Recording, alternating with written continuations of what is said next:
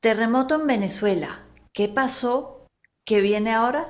Desde la geología hasta todos los retos y desafíos humanitarios, vamos a hablar de lo que viene, lo que sigue para Venezuela y qué podemos aprender.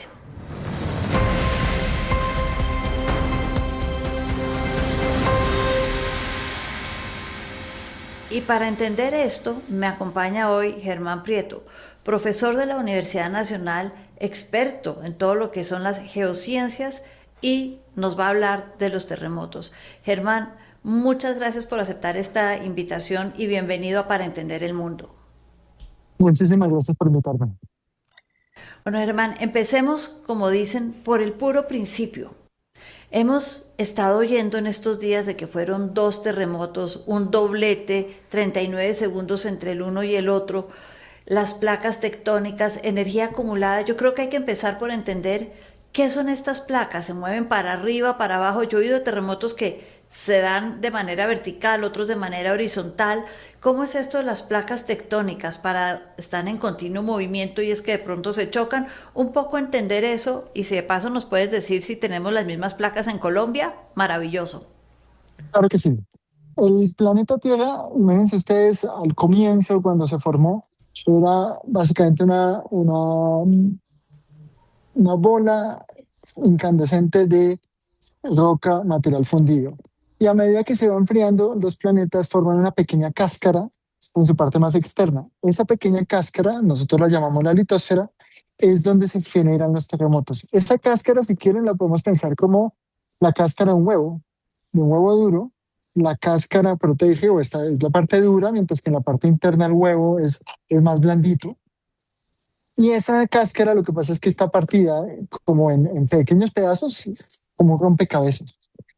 Entonces, la cáscara es un rompecabezas de pequeñas placas tectónicas, las llamamos nosotros, de la litosfera, y esas pequeñas pedazos del rompecabezas se mueven unas con respecto a las otras.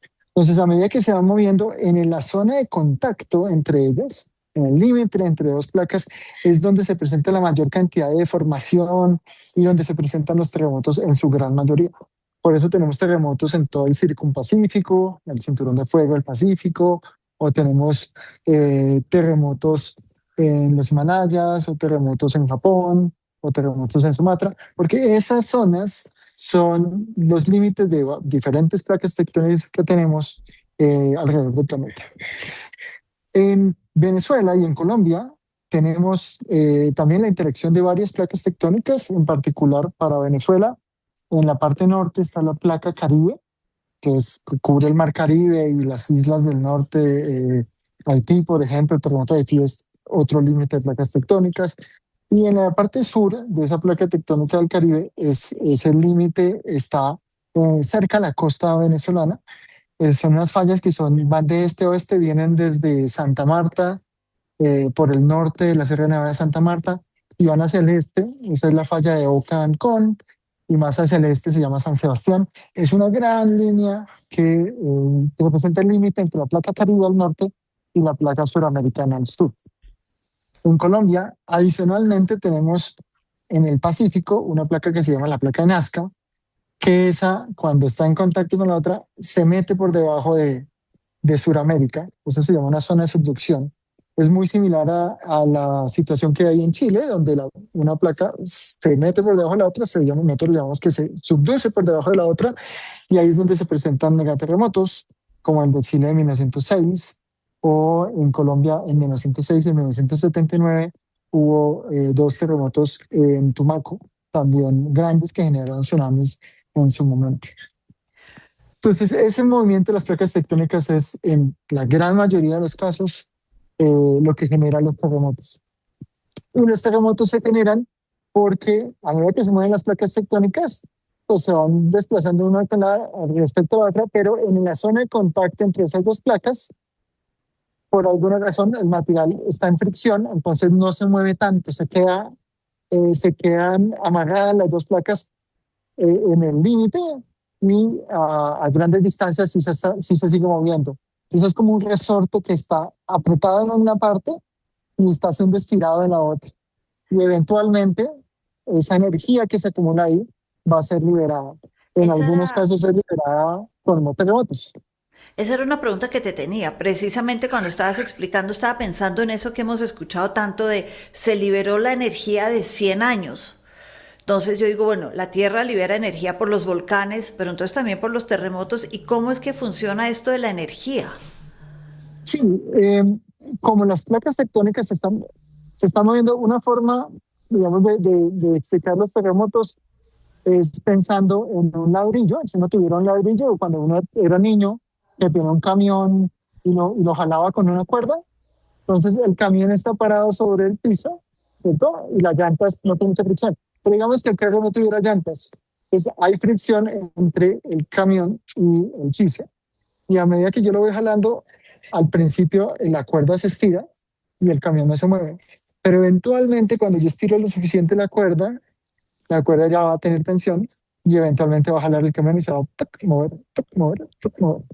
Entonces, esa acumulación de energía que hablamos es esa acumulación que viene, en este caso, en el ejemplo de la cuerda, es la tensión de la cuerda donde se acumula la energía y eventualmente la libera cuando se mueve el ladrillo o el camión. Me En los hiciste terremotos es acordar algo similar. me hiciste acordar de esos camiones que mis hermanos, todos hombres, tenían y movían para atrás rápidamente y cuando lo Y soltaban después, andaba para adelante. sí, sí, yo también tuve esos. O los tonka, los amarillos tonka, Sí. esos grandes, que uno se paraba encima o se sentaba encima. Entonces, ahí es donde se acumula, esto es lo que nosotros llamamos acumular esa energía. Porque dicen a veces que es la acumulación de 100 años no, es que a medida que se va acumulando la energía, esa energía es liberada por los terremotos. Eh, digamos que si la placa tectónica, la placa Caribe se mueve más o menos 20 milímetros al año con respecto a la suramericana.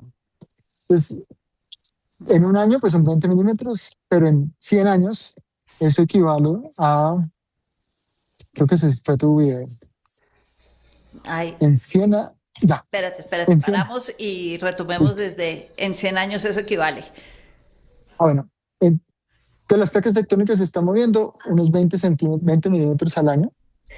En un año, pues son solo 20 milímetros, pero si no ocurre ningún desplazamiento en la falla por 100 años o por 50 años o por 1000 años, pues todos esos 20 milímetros se van en principio acumulando y tienen que ser liberados de alguna manera. Un terremoto como o los dos terremotos que se vieron en Venezuela, 7.2 y magnitud 7.2 y magnitud 7.5, deben tener un desplazamiento en la falla de aproximadamente 1 metro o 2 metros. Eh, entonces, ahí es donde viene esa acumulación. A punta de 20 milímetros al año, después de muchos años, algo equivalente a 1 metro es lo que necesita ser liberado y muchas veces se libera en un terremoto de esta magnitud. Que eso es terrible. Creo que estoy entendiendo el tema y me estás explicando. Hablábamos de Chile, 1960 Valdivia fue uno de los más fuertes del mundo y Es el terremoto registrado más fuerte del mundo. la ciudad cambió de sitio. Uno visita Valdivia en el sur de Chile y la ciudad se corrió, se movió de donde estaba originalmente a un lugar nuevo. Y estaba leyendo que en Japón, con el último terremoto grande, se desplazó 0.6 milímetros. Eso no es mucho, pero se desplazó el país entero. Algo Sí, que puede ser importante. Y yo creo que eso tiene que ver con todo esto. Pero entonces te hago otra pregunta. Tengo muchas para hacer y yo claro creo que que sí. muchos queremos Adelante. entender. Esto del doblete. Yo había oído una palabra que no sé si te suena, Germán, en Chile, el enjambre de temblores. Alguna vez me tocó en Valparaíso, Sí. en la ciudad costera, Ujú. y lo llamaban un enjambre de temblores, y es que son todos de la misma, más o menos, intensidad, uno tras otro, tras otro, tras otro, y lo llamaron, me acuerdo mucho, el enjambre de temblores. Esto fue cerca del 2017, 18, por ahí. Un doblete, un enjambre, ¿por qué se producen estos como tan seguidos? Tú te he oído hablar de los de Turquía. ¿Cómo, por qué no solamente uno y por qué se dan tantos tan seguidos? Bueno, digamos que la energía se está acumulando en una falla y tiene que ser liberada de alguna manera.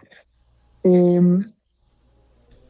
Hay diferentes formas como la Tierra libera esa energía. Una de ellas puede ser en fallas que se van deslizando todos los días un poquitico. Entonces en Estados Unidos, en la falla de San Andrés y en la falla de Hayward, cerca de Berkeley, cerca de San Francisco, Uno puede visitar un pueblo donde los andenes los hacen de plástico porque la falla se está moviendo todo el tiempo y desplaza el andén. O sea, uno cruza al lado y lado de la falla fácil a pie y se ve el andén que se está moviendo y lo reparan fácilmente pues porque está hecho de plástico, no se ponen a hacerlo de cemento ni nada. Esa falla libera esa energía todos los días un poquitico. Hay otras fallas que se quedan quietos mucho tiempo y después lo liberan en grandes terremotos. Pero no es la única manera. Entonces, hay unos enjambres, por ejemplo, eso se da mucho en zonas volcánicas, donde existen varios terremotos. La liberación de energía se da no en un gran terremoto, sino en varios terremotos de magnitudes intermedias, magnitud 5, magnitud 6, y son varios que ocurren en un periodo de tiempo de semanas, meses o algo por el estilo. Y esa es una forma como se puede liberar. ¿Por qué prefiere hacer eso a hacer uno solo? En el caso de enjambres muchas veces está asociado a la presencia de aguas, a, aguas hidrotermales o aguas con transporte de vapor y de agua que no permiten que haya grandes terremotos, pero sí generan una actividad continua por un periodo de tiempo relativamente corto, como les digo, semanas, meses. Em, la mayoría de terremotos grandes se dan en general con un terremoto principal, que le llamamos el terremoto principal, en inglés le llaman el main shock, que puede ser de gran magnitud, puede ser un 7, un 8 o algo por el estilo. Y después de ese le siguen lo que llamaban autorréplicas. Esas réplicas tienden a ser siempre de menor magnitud, pero en un pequeño porcentaje, pero no un porcentaje de cero, un pequeño porcentaje de los terremotos se presenta el terremoto principal o uno de los terremotos y rápidamente, en cuestión de horas, minutos, en este caso segundos, se presenta uno cercano de magnitud similar. Y entonces no tenemos un terremoto principal, sino más bien dos terremotos principales. Ese es este caso, donde tenemos un terremoto 7,2 seguido 39 segundos después por un 7,5. En Turquía, el terremoto de hace 2 años casi, fue un terremoto de magnitud 7,5 y fue seguido después de 10 horas por un terremoto 7,2 o algo por el estilo.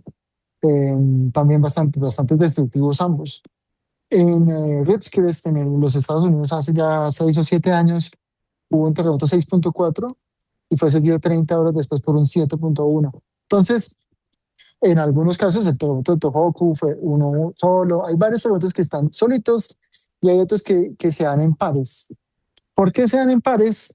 Eh, Cada caso es particular, pero en general el concepto principal que uno podría utilizar es que la falla realmente no es un punto, sino es un plano, es una pared donde se mueve un bloque, un lado de la pared se mueve con respecto al otro una cierta distancia.